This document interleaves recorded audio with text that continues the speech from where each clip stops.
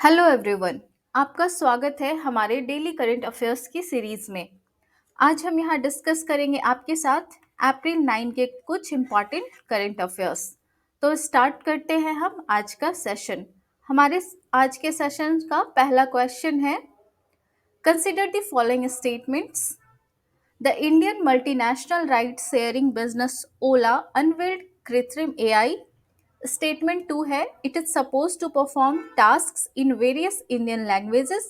And statement 3 है, it uses natural languages processing NLP, a component of AI, to understand the nuances of human language. Which of these statements given above are correct? Option A, one only. Option 2, two only. Option C, one and two only. And option D, all three. इसका answer हो जाएगा option D, यानी all three statements correct हैं। यह जो आपका कृत्रिम AI है यह ओला के द्वारा अनवील्ड किया गया है और यह वेरियस इंडियन लैंग्वेजेस में आपके टास्क को परफॉर्म कर सकता है और यह नेचुरल लैंग्वेज प्रोसेसिंग एनएलपी को यह यूज करता है। अब हम थोड़ा सा कृत्रिम एआई के बारे में कुछ फैक्ट्स देख लेते हैं।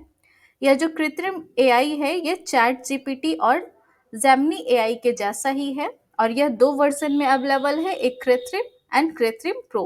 ये दो वर्जन में है। कृत्रिम आपका लॉन्च हो चुका है और कृत्रिम प्रो अपकमिंग डेज में लॉन्च होने वाला है 2024 में ही। यह जो आपका कृत्रिम का नन प्रो वर्जन है यह 22 लैंग्वेजेस को अंडरस्टैंड कर सकता है और 10 लैंग्वेज में रिस्पॉन्ड करने में एबल है। English, Hindi, Bengali, Marathi, Kannada, Tamil and English, ये 10 लैंग्वेजेस में रिस्पॉन्ड कर सकता है और 22 लैंग्वेजेस को समझ सकता है।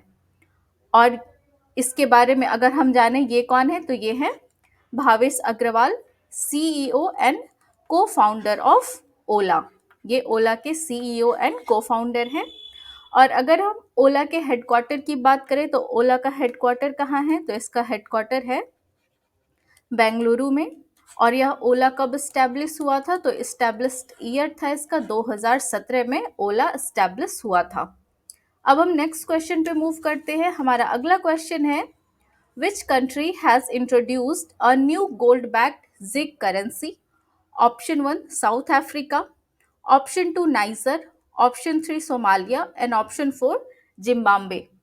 तो इसका आंसर हो जाएगा ऑप्शन 4 यानी जिम्बाब्वे। जिम्बाब्वे ने अपनी ओल्ड करेंसी जिम्बाब्वियन डॉलर को रिप्लेस किया है और new gold backed ZiG currency को इंट्रोड्यूस किया है ताकि कंट्री में जो अभी हाई इन्फ्लेशन की सिचुएशन को वहाँ पे टैकल किया जा सके, इसके लिए न्यू करेंसी को इंट्रोड्यूस किया गया है। और यह जो न्यू करेंसी को इंट्रोड्यूस करने का सिलसिला है वह 2008 के बाद से अभी तक ये 6th अटेम्प्ट है जिम्बाब्वे का, जो उसने यह न्यू करेंसी को इंट्रोड्यूस किया है।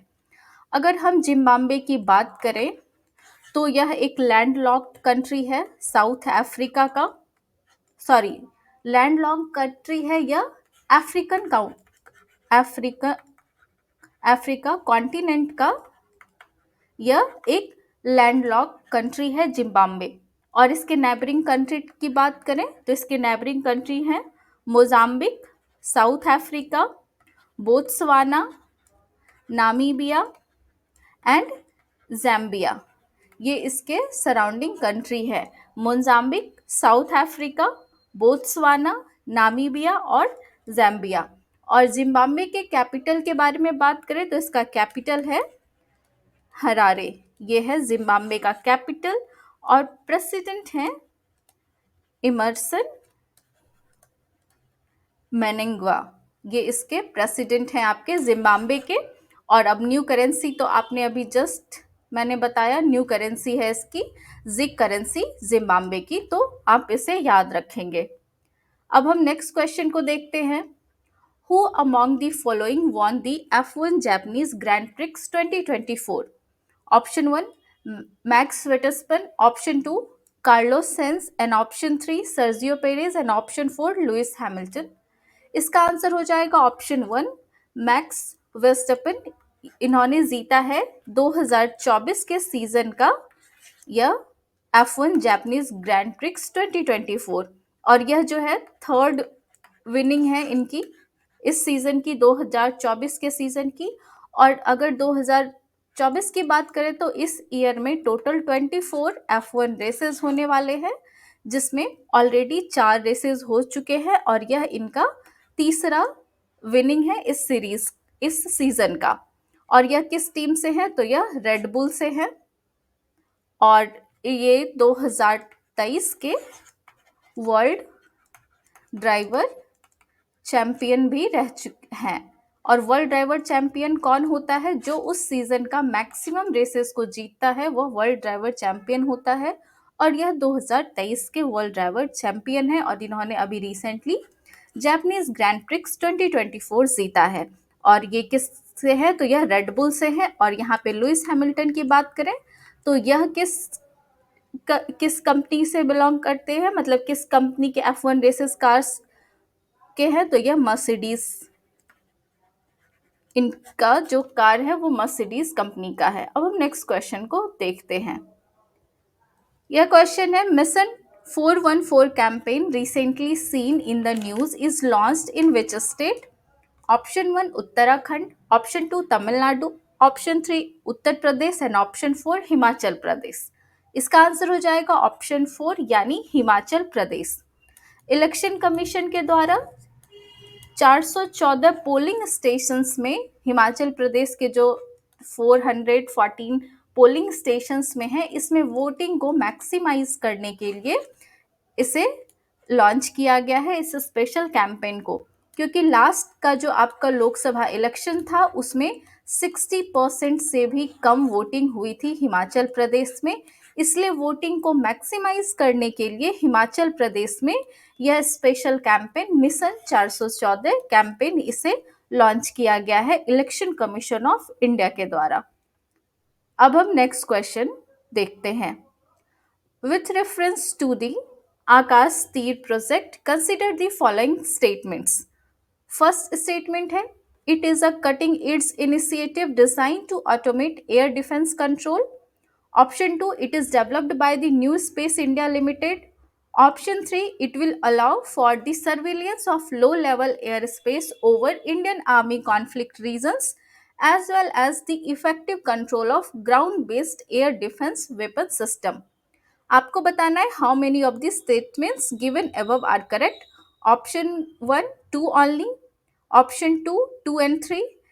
Option C all 3 statements correct हैं या फिर ऑप्शन डी 1 and 3 करेक्ट हैं।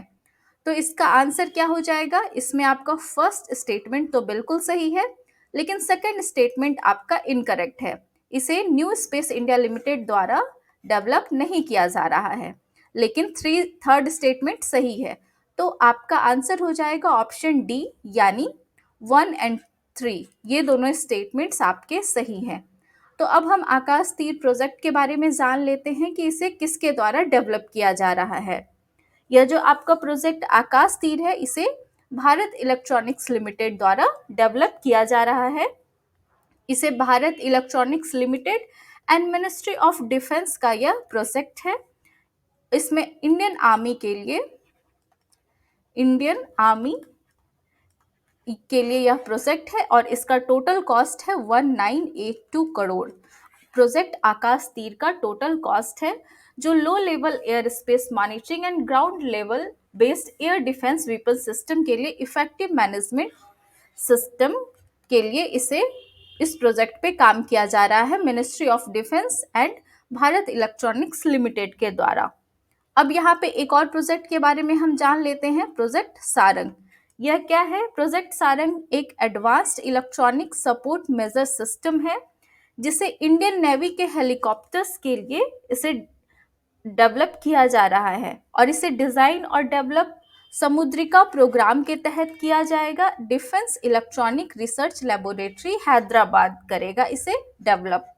और यह जो आपका सारंग प्रोजेक्ट है, इसका ओवरऑल कॉस्ट है 412 करोड़ और यह इंडियन नेवी के लिए के हेलीकॉप्टर्स के लिए है। और यह जो आपका था प्रोजेक्ट आकाश तीर, यह आपके इंडियन आर्मी के लिए है ministry of defence and Bharat electronics limited के कोलैबोरेशन से।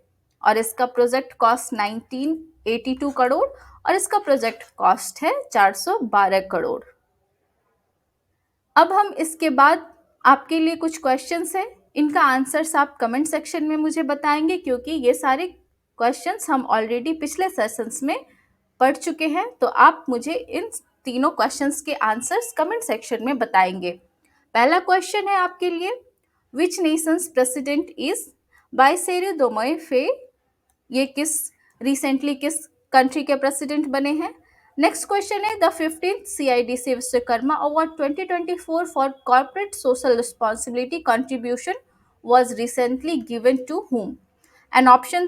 क्वेश्चन थर्ड है, what is the world health day 2024 theme.